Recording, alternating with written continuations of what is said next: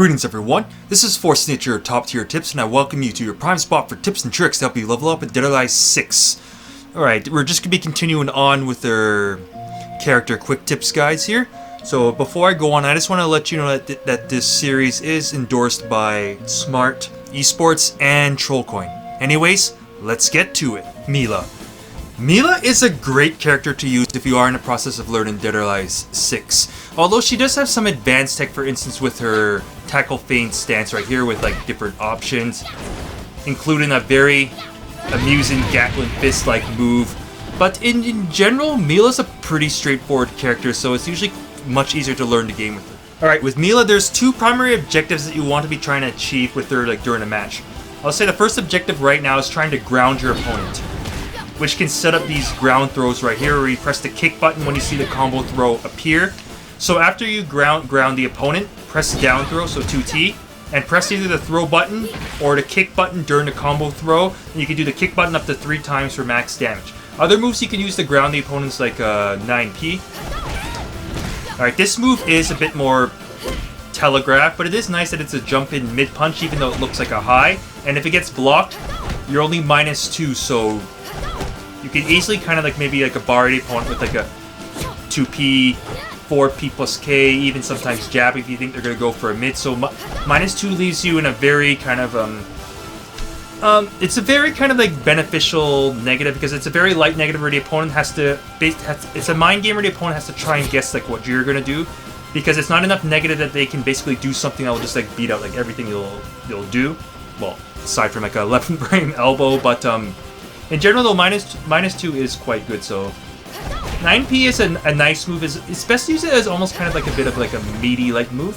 But anyways, for other moves you can use to ground the opponent, you have KP, same thing, guaranteed ground throw attempt, and P plus K, same thing, also guaranteed ground attempt. So basically grounding the opponent with Mila is really good. Your second objective with Mila is to hit this throw. This is 60, this is 4 throw, it leaves you at +15. +15 gives you a guaranteed K. See right here, with the K, I mean, yeah, it's +11, so unfortunately there's nothing guaranteed since you need at least +12 for a 10-frame jab to connect you to the additional 2 frames for the frame data. So that means that the mix-up starts after the K. Here's some like mix-up examples, or yeah, just some samples that you can do. For instance, you could do the KP, guaranteed ground throw. You can do the throw button or 3 knees, either is fine, or you can do just the K. Did 4 throws, and now you have a mount. You can do up to 3 punches, or just press the throw button. Or you could just keep doing it. In close range with Mila, poke with stuff like PP6K, PP2K is fine, P6P, so you can do P6PK. I'll just let you know that the last hit is +8 when it hits, and -4 block, so anything that ends in his knee is safe on block. Same with 6PK, which is really good. So Mila has good jabs, she's a good 6P. Well, these are 6PP, but that's unsafe, but that's generally her wall slamming move. Mila's 2P is really good. Its range is great. Like this goes like really far, like 1.78, about almost 1.8 meters for a 14 frame 2P, and look, at least you're at +1. So +1 means that her jab is 9 frames, her 6P will become 11 frames, and another 2P will be 13 frames. So this 2P is really good. You can also use like KP also to try and like fish for a stun. I mean, open and start in with a low. There's like 2K. Well, it's similar to like 1H plus K, but you kind of get the general idea. Mila can fight comfortably from close to mid-range, no problem. If you are poking from mid-range, you can poke with like 4H plus K or like 4K. 4K is kind of interesting because if you press 4KT or the throw button, you'll go into Mila's takedown stance. And then you could do stuff like, how it works is you do 4KT, and you can press the punch button for a good punch, which is, well, it's similar to 1P plus K, which is a really good high crush and mid punch that stuns. You can do the kick option. It gives you a pretty decent launcher similar to 66H plus K. Or you can get a pretty crazy looking Gatling move. Let me do this properly. Then you can just press a... Then you could... There's 2 options after that, so that was a 6B option. And then there's also a... pretty crazy looking launcher option off it too, so that's actually pretty cool. Let's see, so other moves that you can do with Mila is her 2H+K is a really good tracking sweeping low, gives you +6, which is always good. Her 1P is a decent, it's a decent tracking low also itself. It's not good on normal hit, but on counter hit it does give you like +13, you see right there, or +4. I think it might be a bit dependent on where it hits, so around like tip you get a bit more. But in general, 2H+K was probably going to be the better one, so that is a good low. From mid-range, another thing you can also try and do with Mila is you can try and whiff punish stuff with 3H+K. 3H+K is a very good low crush, and it also crouches at the end of the animation too. Nice primary whiff punisher you can use is 6K. This move will leave you at +3 on block, so you can do her jab strings usually pretty easily after it. Or you can just, if you think the opponent's gonna like retaliate right away, you can either stuff them with jabs or try and bait something out. You can also whiff punish with 6P. Alright, so if it does get blocked, you're at +1. So it's the same as like if your 2P hits your jab, elbow, and your jab, elbow, and 2P will beat out most responses that the opponent will do. And of course, at any time you have frame advantage, try and take every opportunity you can to try and sneak in either 6T, or 6T or 6T. Like both of these are really good throws, and if you think the opponent's gonna hold, then you do have half circle forward T. So that's your strongest throw in terms of damage, and quarter circle back T is also pretty good if you're good at getting down the mount timing. I will let you know that it is possible to get the timing down as a just frame. That is pretty difficult and will require quite a bit of practice.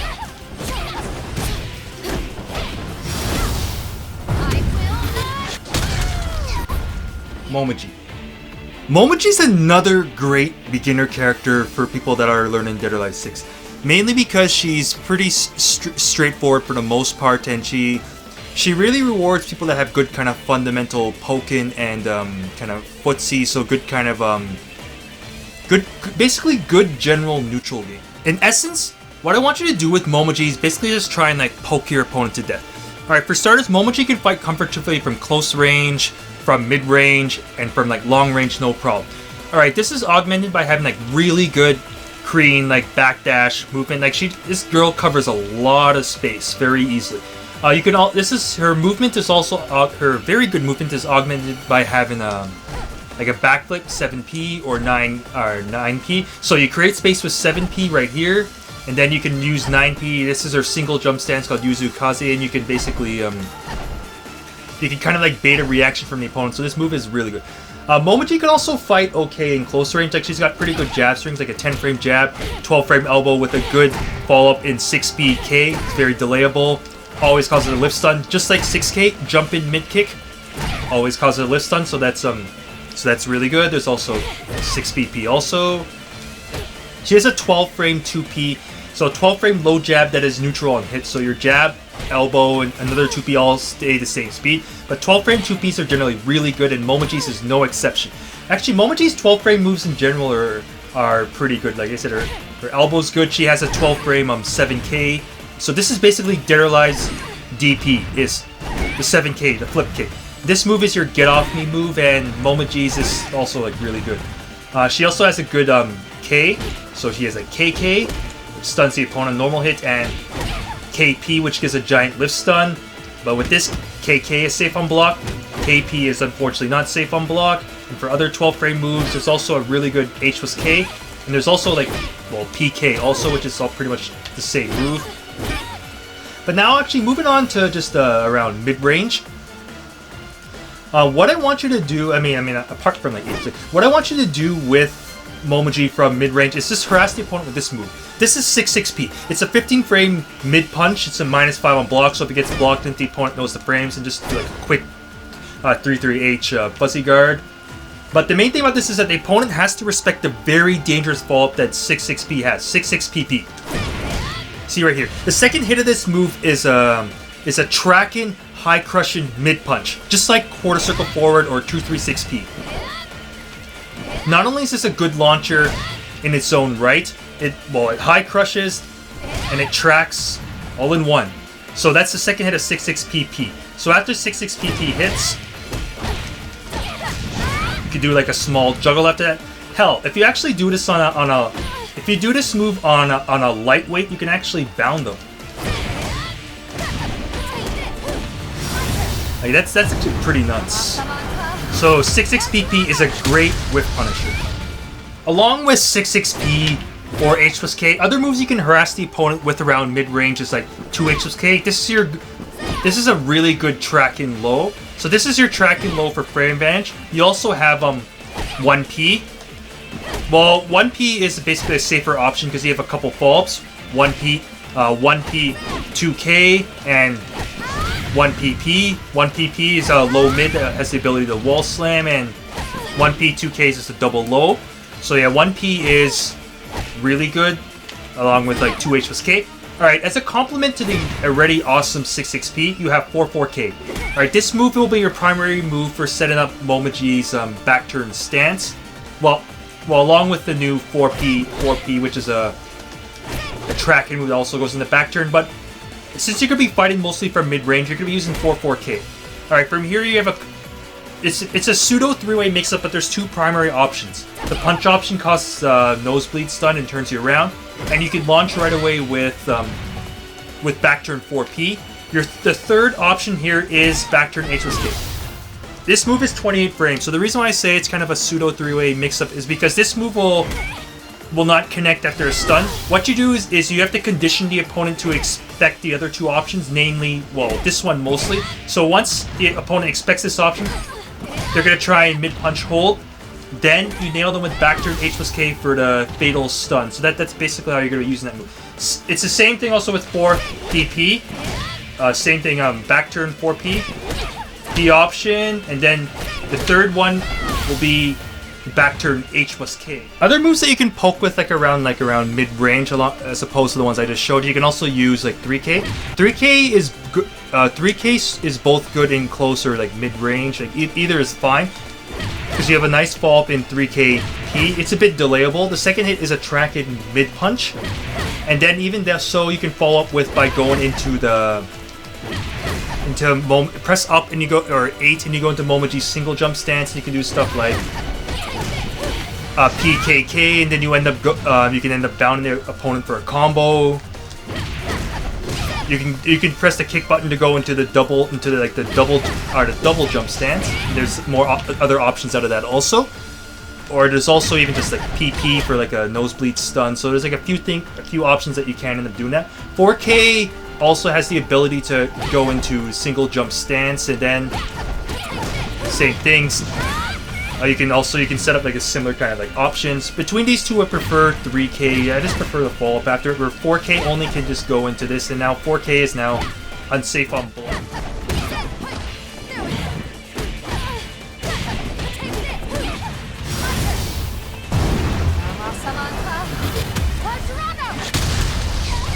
NiCO. NiCO is even more of a beginner character than the last ones I've gone over so far. Essentially, if you're basically playing just say Dead or Alive 6 is your first like Dead or Alive game ever, and you're in the process of learning Dead or Alive, then NiCO is one of the characters that is basically perfect for you if you're like basically just like starting from scratch. Yes, that's how straightforward she is. NiCO can fight comfortably from close range or from mid-range. She's predominantly a close range fighter because, like most low league characters, she's kind of struggles with T-Rex syndrome. She could be a little stubby. But yeah, if you're going to be fighting from around mid-range like during the neutral game, your focus is to be trying to get in on your opponent. So your go-to get-in move will be 66P. As you see, it's safe on block at -7. When you hit the opponent, you'll be at +20. So with +20, you can follow up with 4PP easily. Or you can just go straight for 3P, and you see you get like a gigantic stun after that. You can even also do stuff like PPKK, and you see it'll just launch the opponent right away. Then you can go for Just 6-6 PP, PP. I mean, it's like a small, simple juggle after that. Yeah, I mean, NiCO's combos are not that complex. But, yeah. So, yeah, 6-6P is a really good move. Another move you can use as an alternative to this is 2-3-6P or quarter circle forward P. This move is more so used if you feel that the opponent might be off balance, or if you think you can intercept something, or if the opponent maybe is whiffed and you want to try and whiff punish them, or you don't even necessarily have to whiff punish them, or just throw this move even on their block. Because for instance, if this move does get blocked, well, I mean, if you do it around tip range, you're only -2. In close, it becomes -3, but it can be as much as -6. So -6 is the worst you're going to be at. So it means the worst the opponent can do is try and go for a neutral throw. But as you saw around, like, if you can get it around like tip range, and I keep whiffing it. If you get around like tip range, it's like -2, -3. So it is a good move. Another thing also about this move is that you can fully charge it. And look how much distance it covers. Like, it leaves you at +10 on block. Like, NiCO has a 9-frame jab, 11-frame elbow, so she's a speed tier character, and a 13-frame low jab, so she just gets a lot of speed in close. Unfortunately, the +10 doesn't give you anything guaranteed because of the add 2 frames thing. But, yeah, I mean, +10 is still pretty nuts. But, like, just check out that range. Just check this out. So look at that. That's, like, across the screen. If you don't charge it, it's 2.05 meters, which is still decent. It's still pretty good, and it's a 16-frame move, so that's still pretty fast. Another also added element and awesomeness with this move is that it actually steps back slightly, so it's a little evasive. So if the opponent kind of runs at you or anything, you can easily intercept them with just a 16-frame version of this move. Like, this move is really good, and it's something that you basically want to make the opponent fear a bit. If you do it very predictably, then the opponent can easily kind of mid-punch hold you, but you can also, like, change up time-ins and stuff like that, so yeah, the move is pretty nuts. In close range with NiCO, your jab strings and your 6P strings are the order of the day. Alright, with your jab string, generally what you want to do is usually go to PPP. If you get up to PPP, then you'll be left at +29, which is a pretty big nosebleed stun. There's one more hit after that would ends up causing a slightly bigger nosebleed stun, but it's around the same advantage, +31, so I mean 4 PP is like pretty easily, and it wall slams if you're close enough to the wall. So what you do is go to this hit. You can even just do like sneak in a throw after PP, so PP throw is always an option. So and I think I might have showed you a little earlier. PP6K is also good. Of course, it's delayable. If you press down, so PPK2K, then you have unfortunately a negative on hit low, but it's still a little low poke right there. But again, most of the moves from the jab strings are pretty good. As for like the 6P string, when you get to the third hit, you leave yourself at +19. It's delayable. If the opponent is trying to mid-punch hold you because you're doing too much 6P, then you have 6PPK. The last hit is tracking, which is nice. With the jab string, there's also PP6P, which is nice. But the thing about these moves is in general, NiCO's a very safe character. Like, you don't really have to worry about being unsafe too much. Like with their jab strings. Alright, let's just get Ionic to block.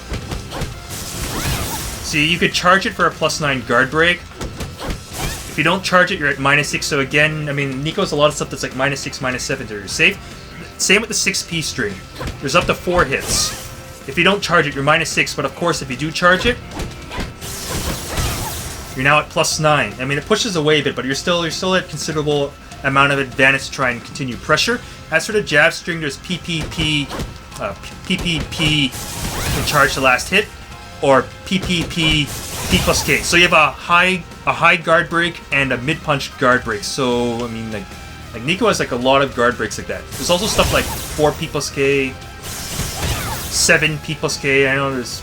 Let's see what else is there. Oh, and 6P+K. So there's basically a lot of the P+K moves are basically positive guard breaks with NiCO. From mid range, you can poke with 4H+K with NiCO. It's got a low kick follow up, and that low kick 2H+K is also a go-to tracking move along with the awesome 1P. So there's like 2H+K, 4H+K, 2K, and like PP2K. But for mid-range, this move is really good. It's a great high crushing move. Like NiCO has a bunch of moves that hit mid but don't really look like they're like a crouching move. Or so people may think they're a low. There's also like 3H+K, that leaves you back turn. 3 H+K. It's basically just a mid kick that slides on the ground. It's also tracking, so I mean, a bunch of these moves are pretty good, but 4 H+K in particular is pretty nice. I also just want to say with NiCO, NiCO also has like a couple kind of crazy tools. Like this move right here is kind of like crazy. See, that is off a normal hit launcher. This is a fully charged 3 P+K. Like, this move is just crazy. And when it gets blocked, leaves you at -3 right here. So you're fully safe from punishment. And with a 9-frame jab, you can even bar a slow tier characters or slower characters. So I mean, like, this move is like really like crazy. Like, just during the stun game, you can just hold it and you can completely throw off the opponent's hold timing. So this move is like nuts. And then you can do the uncharged version too and get a small juggle. I'll also say right now that NiCO's bound move is also like really good. It can bound easily, basically off of like any wall slam. You can easily bound the opponent and you get like crazy damage just from like any sort of like wall slam or anything. So yeah, so NiCO just has a lot of good, like, easy tools to use. For tracking, you got your 4K or 6 PPK. So, I mean, lots of goodness with NiCO, and even 4P tracks. Also, your go-to tracking move is just obnoxious. This is just 6KK, so, I mean, if you don't know what to poke with, this move is just irritating. Phase 4. Phase 4 is a very advanced character that I naturally don't recommend that you learn Dead or Alive 6 with, because if you are in the process of learning Dead or Alive 6, that's why Team Ninja put Kasumi in the game. Your objective with Phase 4 is to try and hit 2 things.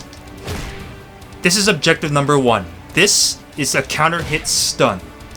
This is very good for Phase 4. Objective number 2. This is a launcher throw. This is also really good for Phase. If you're hitting these often, then you're going to be able to succeed quite a lot with Phase. A couple things also is what makes Phase 4 an advanced character. Number 1 is that safe moves can be a little bit of a premium. Like with Phase 4, compared to like Kasumi, whose moveset is considered to be a bit more versatile and is larger, Phase 4 has to work with fewer moves. So you can't like PPP on an opponent's block, you leave yourself at -8. You can't like 6 PP on an opponent's block, you leave yourself at -10. So really, in close range, what you have to do with Phase 4 is all you can really do is like jab. So you do have like stuff like Kasumi's PP2K, you have her 1K, and you just 6P, just try and hit this. You can delay the second hit. You do have a fault right here which launches right away and has the ability to go into a teleport if you press the P+K after it. And then right here, let me see if I can get this down. You can use like a P option. And you have a K option, and that one can even go into like another like teleport. So a big thing with Phase 4 is being able to chain teleports in there. You get like a little juggle, even though that barely did any damage.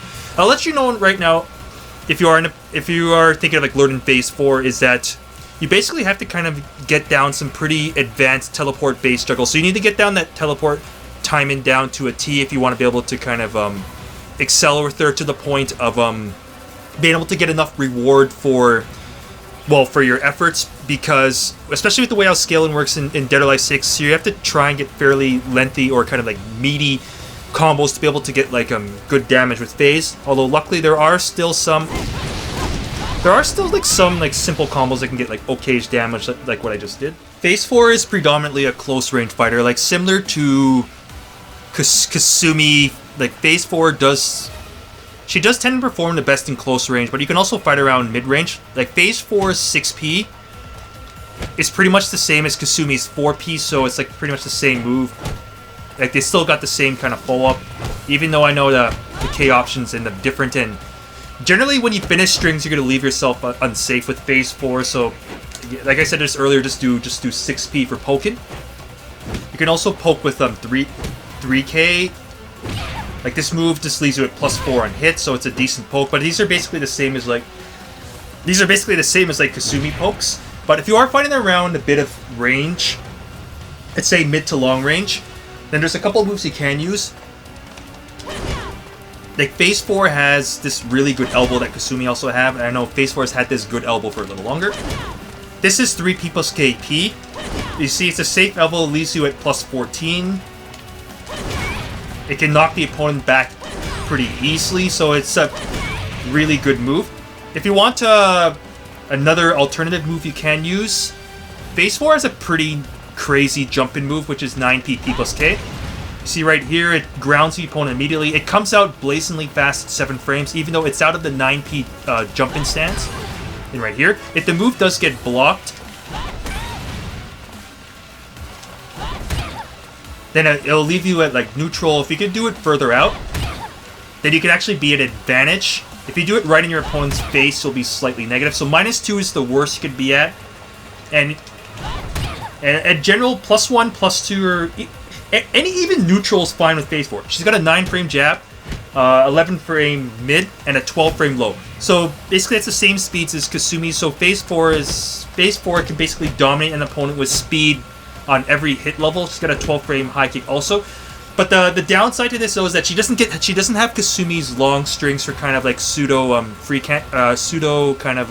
delay pressure or free cancel. For Phase 4, basically you can just do like PP, 6P, or 2Ps, and then I mean, again, you're trying to get that counter hit stun. But however, when you do get the opponent on the defensive, then what your objective to do is to try and sneak in this throw. An alternative move you could use to get in from mid-range with Phase 4 is her 66K. See right here, it leaves you at +10 when it hits. If it gets blocked, you're at -17. That's actually the bad way to use the move. What you want, but the thing is, for this move, basically at almost all times, you always want to go into the teleport. So 66K, and press P plus K on hit, and then, well, you leave yourself neutral. Then you could use different options. And yes, the options are unsafe when they get blocked. Although, so what you have to end up doing is that... So, well, you could use the P plus K option in there. You leave yourself at -2 if you want a safe option. But what you're trying to do is condition the opponent to get hit by this move. This is just like Kasumi's jump and throw. And Phase 4 also has it. You can do it just by doing 8T. You can also do it 9P, 9PT, so you have different ways here. So yeah, when you condition the opponent to kind of like just to basically be blocking or something like that, then you can do this move. You could also kind of choose to do nothing if the opponent like tries to, I don't know, if they try to like fuzzy guard you or anything. So I mean, because you're advantaged in the teleport, the opponent has to respect that you can do an option out of here. So I mean, your safest option is the P plus K option. I mean, it doesn't really give you much reward aside from grounding the opponent when it does hit. Whereas the P option gives you a pretty big stun. So let's say, for instance, if you do stun the opponent, launch with 4K. 4K is a good go-to launcher. I mean, there's also 3K. Although for this one, same thing. You have to go into the teleport to really get used with it. There's also 3P. These are back turns for back turn follow-ups, but 4K for the most part is essentially Phase 4's it's basically your go-to launcher for tracking moves. P plus K, H plus K, and a really good 1PP string, which also has a teleport opportunity. Same with P plus K, even though the timing for P plus K is tighter than the other ones, but both of these are really good tracking moves.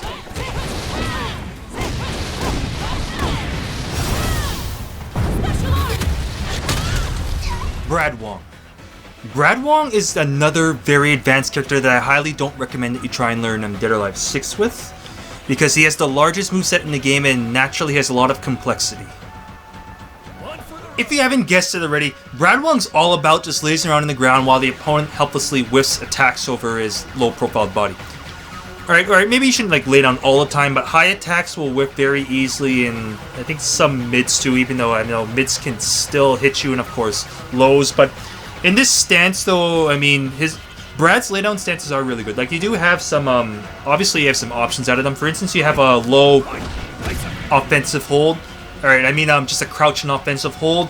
It hits only standing opponents, so the opponent can crouch and low throw you, but it's still really good. Being an offensive hold, it'll beat out strikes. So even if regardless if the opponent whiffs or not, it can beat it out being an offensive hold. So that is really good. Your go-to option out of this will be the kick option. It gives you a nice lift stun at plus 26, and it also can, for instance, launch on counter hit or during stun. Right, so that is a good option right there. I'll just show you that move right now. I just did it there. 8 H plus K. See, that's a good jump. Well, it's a good jump and high kick. It's a 16 frames. Because it's jumping, it will avoid lows and it will put Brad down into lay down stance. So what that means, it'll jump over lows, and because you're low profile, it will cause like high attacks or other similar moves to end up whiffing pretty easily. So like I showed you right there, after you end up connecting this move, you can go for the K option right away and like launch the opponent, like go for a juggle or anything. I won't go over like, combos or anything with Brad because we'll be here forever if I end up doing that. But you kind of get the idea for that. From lay down, you can stand up, go into a punch option, or just press the guard button and you end up popping up. Alright, so and it's the other stuff from there. You also have like a mid kick right here with. It just leaves you at like +9. It's a tracking move. It keeps Brad nice low profile, has that built-in sidestep. But if you're fighting an opponent that doesn't like know about Brad's properties, and I mean a lot of your opponents will not know what Brad is capable of, you can try and sneak in his new 8 P plus K close hit move. Like a lot of people are gonna think it's a low, but it's a jump in mid because Brad just stays so low that he looks like he's kicking you in like the kneecaps or something like that. To top it off, 8 P plus K is also safe on block at 0, so you're neutral, which is good. So you could try and sneak in the K option. You remember, because you are low profile, you will beat out like high attacks or stuff like that pretty easily. So it's pretty much either K or the throw option, which is still pretty cool. So yeah, this is a pretty cheeky move. Alright, now that was lay down feet facing forward. That was going on with lay down head facing forward. Same thing, you have the low offensive hold. Again, beats out well, beating a low offensive hold beats out moves. The opponent can still beat it out with the low throw or just crouching in general. Your K option out of here is really good. I mean, yeah, it's -9 and blocked. But right there you get a +22 stun. And you can easily follow up with Brad Wong's very good 3K, so you can do 3KP, 3KPP for a launch, or 3KK also for a launch. So this move is just really good. And if you hold back, it also goes into Brad's crane stance. All right, I won't really go into much depth with them, but I will say that Brad does have numerous stances. Like there's like of course the 2 lay down stances, feet or head facing forward. There's also the crane stance, for instance, like so, and you also have 2 handstands, like forward P plus K. You have a back turn stance, forward P, and you have also a back turn handstand where your K option should be a good option, and you just have a normal throw, not an offensive hold. Even from facing forward, and you have a throw that chucks the opponent, so I mean 2 handstand stances, so that's kind of nuts. But going back to head facing forward, K option's good. You can use the 2H plus K option and ends up basically just going for like a cheeky low on your opponent. The punch option's is the same as feet facing forward, just a high punch. And also from here, you can launch the opponent with back turn. With head facing forward P plus K. You end up like launching the opponent, then you can follow up with like something like 6KK for instance. I'll just let you know right now that Brad Wong is not fast. Like speed is his weakness, and his neutral game's not really that good also, so those are a couple weaknesses. Like he has an 11 frame jab, a 15 frame 6P, and a 14 frame 2P. But as for he has a really good 14 frame mid kick. I already showed you it earlier. 3K, it's very delayable. I mean, look at this. +29 stun on normal hit with 2 follow-ups that end up like launching that I showed you earlier. So yeah, 3K is really good. His 2P is nothing special, but from back turn, he has a 12 frame track in 2P that even has follow-ups like 2PK or 2P or a 2P 2K. So I mean that's like it still leaves you in back turn. So that's a really good low right here. As for low tracking, if you're in like close range with Brad or whatever, basically just when in doubt, just use 1K. one of your objectives with Brad when you're not in stance is annoy the hell out of the opponent with 1k. So this move has like numerous buffs. There's like 1k, 2k, 1kk, leaves you back turn and gives a big stun. And also from here, you even have a third move like 1kk, 1kkk. And if you wanted to, what you could be doing the most is just do 1k, 2k. You have a third hit that the opponent has to respect, and it leaves you lay down. If the opponent does, well, block it at any part, you will kind of leave yourself unsafe. But you can just kind of harass the opponent with this move quite a lot while you're fishing for the stun from 1kk. When you're fighting at range with Brad, the move that you want to try and sneak in is Run in P.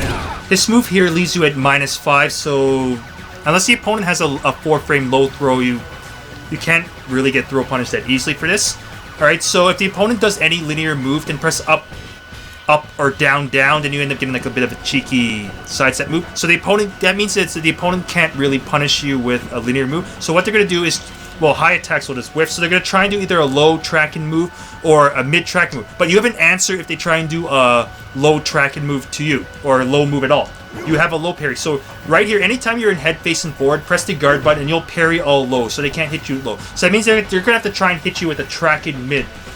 And I admit that, yeah, you do have to be a little like careful to get hit by like a tracking mid, for instance. But if the opponent, a character, doesn't have a good tracking mid, then you can kind of get a little abusive with Run in P. There's an alternative to 236P. See right here? This move, if you do it from a bit of range, you can actually make yourself kind of safe, like -3, -2. But if you do it right in the opponent's face, which you shouldn't be doing, you leave yourself at -8, and then the opponent can always get a guaranteed low throw. So try and like hit this version around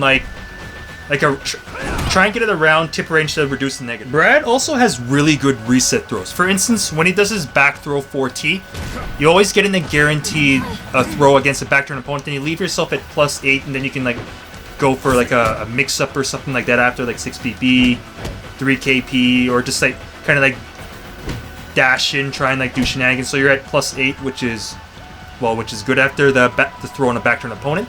Another one you also have is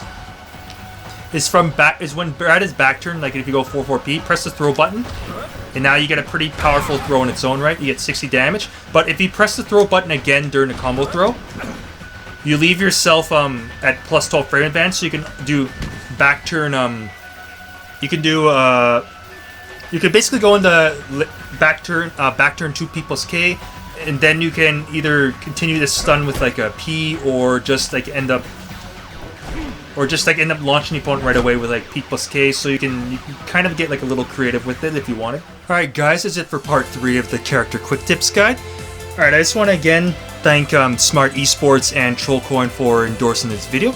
But if you have any further questions, feel free to contact me on my YouTube, Twitter, or Twitch. So that means leaving a very enlightening comment down below. You can also contact Force Nature on freestepdodge.com. And be sure to check out my full character guides and top tier tips, advanced and beginner guides to get a nice overview of this beautiful game that is Dead or Alive 6. And if you'd like to support the channel, feel free to join Top Tier Fighters. The support does help, and I do appreciate it. Anyways, this is Force Nature signing off. Thanks for tuning in, and I will see you next time on Top Tier Tips.